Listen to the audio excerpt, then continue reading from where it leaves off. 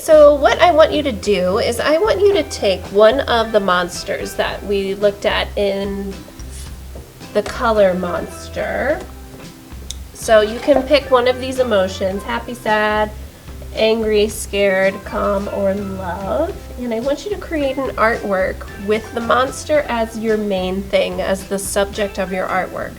So what I've created here is the happy monster at the beach, and they have a bucket of sand and they're going to play in the sand, and it's a nice sunny day. So my monster is happy. Now I want you to notice that I drew it with a pencil first, and I have a Sharpie, and I am going to outline my beautiful drawing with a Sharpie. Now, when you create yours, remember you want to draw light until you get it right. So you guys didn't see this, but I actually drew this picture extremely light, where you couldn't even see it on the camera. And then I had to go back with a darker pressure just so you guys could see it on the camera. But that's what I mean when I say draw light, like we could barely see it. So that way, if you make a mistake, it's super easy to erase.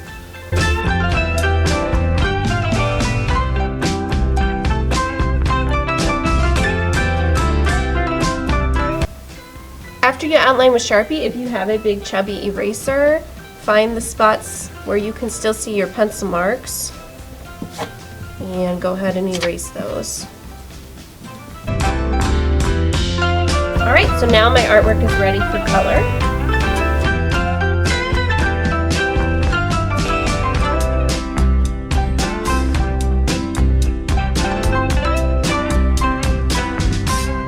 So here is another one that I drew, and this one is showing scared. So I have my scared color monster. Obviously the thing that is scaring the monster is the spider, and it's rainy. So it's much different than my happy monster because I'm showing two different moods. So they should be completely different.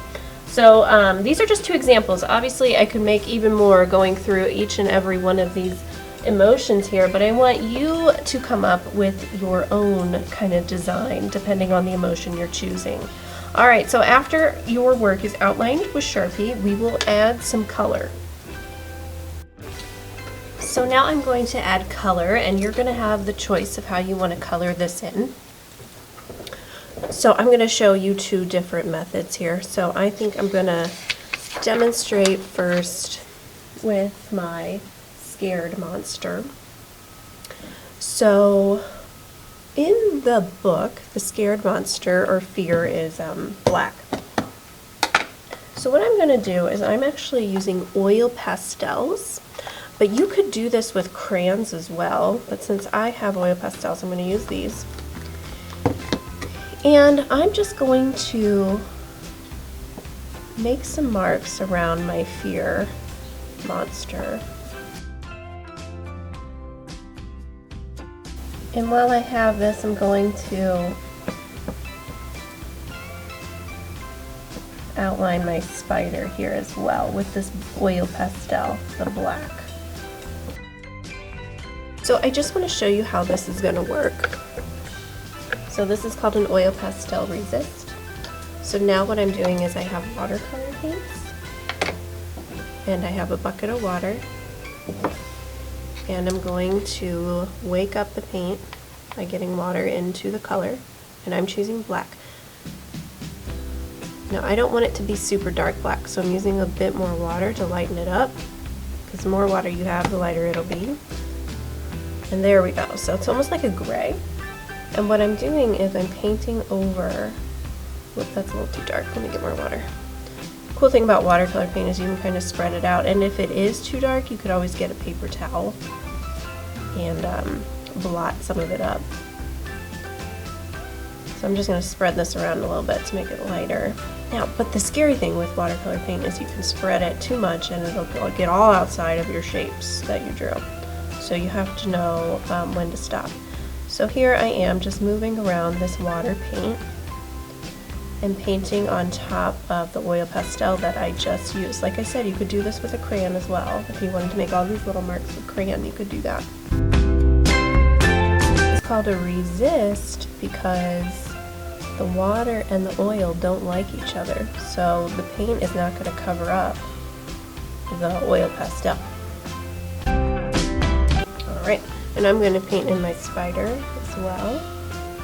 My spider I want to be a little heavier in color, so I have less water on my paintbrush here and more paint, so that's why it's appearing darker than my color monster. When you get to the edge of a shape, make sure you use just the tippy toe of your brush, like way up here, just the tippy toe, okay?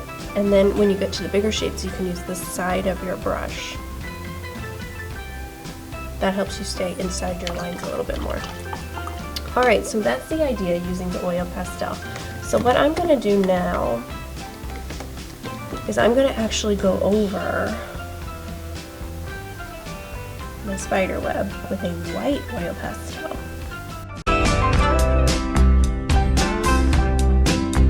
Now, what I should have done first is I should have done everything that I wanted to do with oil pastel and then painted, but I wanted you to see the technique right from the beginning. So don't do exactly what I do. So right now I'm going to switch and do what I'm supposed to do. So I'm doing all of the places I want oil pastel, and I'm choosing the appropriate color. So really I'm focusing on the outlines. Right, now my job after I do all the outlines is to paint the rest of the picture in. And I'm still using watercolor. Notice how on this big grassy area I'm using the side of my brush. Remember, treat your brush nice as you paint. Now as I get into these smaller areas, I will move to the tip toe of my brush.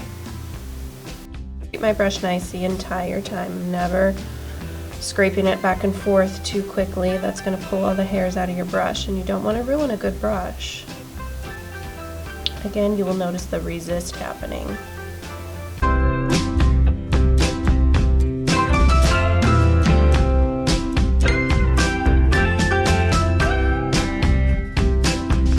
Alright, now here on the spider web you're going to see how my white oil pastel is coming through as I paint over it. Again, just demonstrating that resist that is occurring, how the water and the oil are avoiding each other.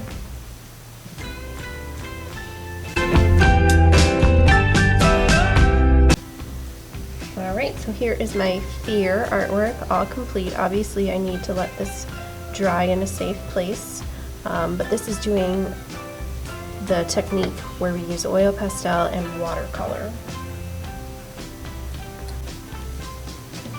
Okay, now for this color monster that I drew, I'm going to use watercolor paints, and we are going to do a wash of paint.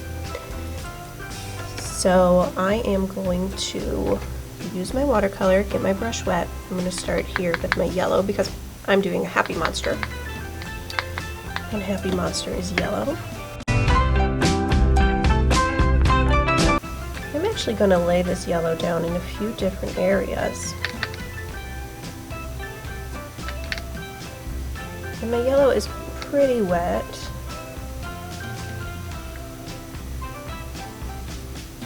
And the next thing I'm going to do is I'm going to layer another color within here. So I'm going to work a little fast so this doesn't dry. Rinse, rinse, rinse, rinse, rinse, because you're switching colors. Now I'm going to go to my yellow orange here. And I'm going to pick up some of this color. And I'm going to lay it next to my yellow. And hopefully they kind of blend into each other just a little bit, not too much. Now I could do this with more than 2 colors. I could do 3 colors. I could do 4 colors if I'm doing the monster that's all mixed up. But I'm just going to leave it with yellow and orange because this is my happy monster. And those are the colors that he should be.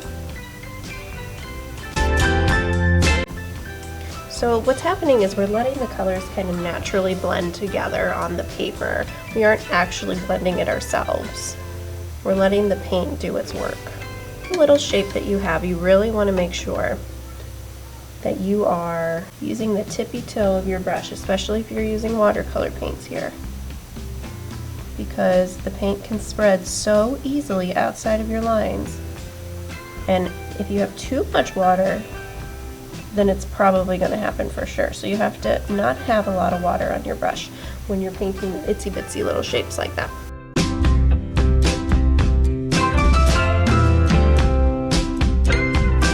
Here up in the tree, I'm doing kind of the same thing I did in the monster. I'm using a light green and a dark green together and letting them just kind of blend with one another once they're on the page.